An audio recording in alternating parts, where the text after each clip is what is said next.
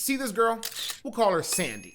And when Sandy turned 21, she was ready to turn all the way up for her birthday. See, the thing is, up to this point, Sandy's been living under the thumb of her very strict parents.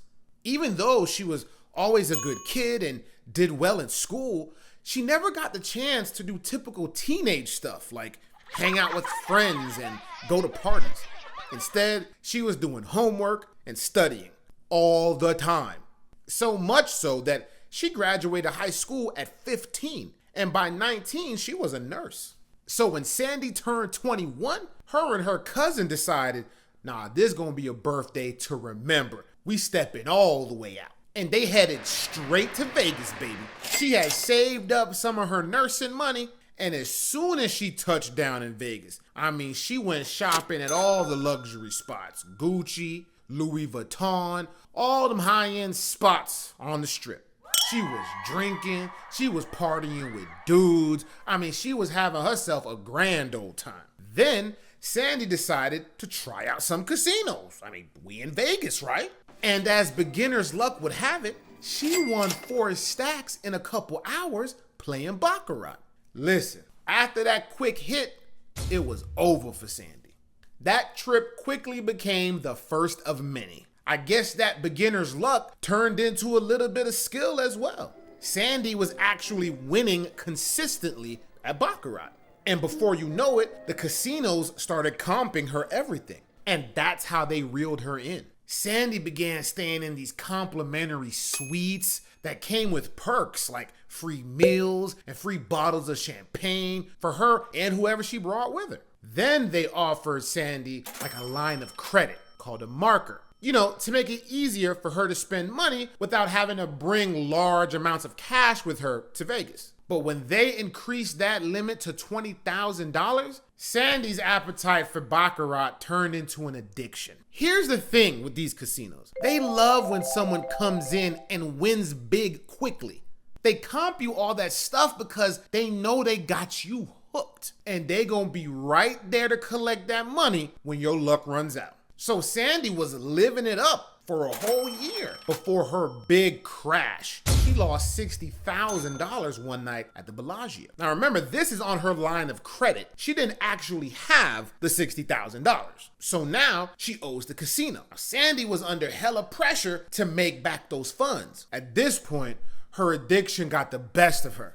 She drained out all her investment, 401k, in hopes to win all that money back. In a couple more months, she was down to her last penny and still owed the casino all that money. Now, according to Sandy, and no one can confirm whether this is true or not, but it was around this time when a Mexican loan shark approached Sandy and offered her $45,000. She accepted. Now, at the time, she really believed she was going to be able to flip that a few times and pay everybody back. She was wrong. After spending 16 hours straight at the baccarat table, she lost the $45,000 too, and she went straight back home. Wiped out of all her savings, Sandy was at her lowest of lows. Plus, she was trying to lay low because they had issued out a warrant for her arrest for the unpaid marker casino. See, in the state of Nevada, when a marker remains unpaid to the casino, it's a criminal offense. And according to Sandy, that loan shark had caught up with her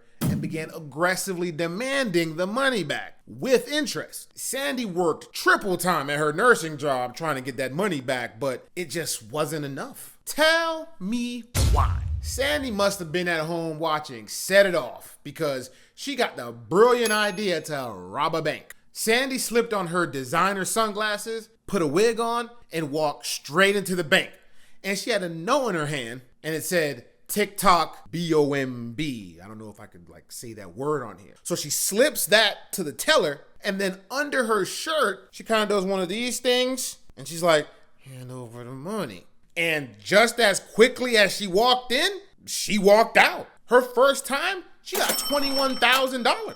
Not bad for her first bank robbery, right? According to Sandy, she took that money and made a beeline to the loan shark and made her first repayment. 6 days later, she tried the same thing again at another bank, and it worked. This time, she got $8,000. And police were kind of taken off guard because usually these kind of crimes are committed by men.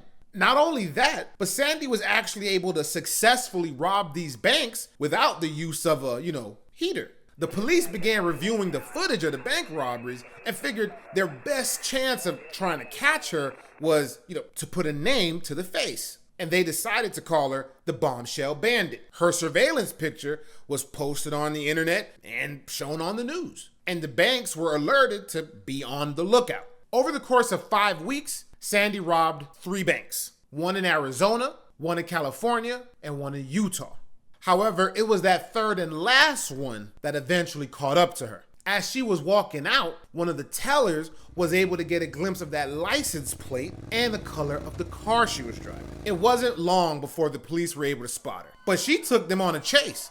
She was running them all across the state. Eventually, Highway Patrol was able to puncture her tires because they laid out them spikes, and her bank robbery career came to an end. Sandy was then taken into custody. She said it was a relief to finally be free from the stress of doing these bank robberies and trying to pay back the loan shark. The police and the FBI were never able to actually track down any loan shark, so as far as they're concerned, Sandy made that whole thing up. And you know what's crazy? Not one family member showed up to Sandy's sentencing. However, her cousin and her brother, they did write letters to the judge, kind of pleading for leniency. In the end, the judge sentenced Sandy to 5.5 years in prison. Moral of the story, learn to quit while you're ahead if you're going to gamble.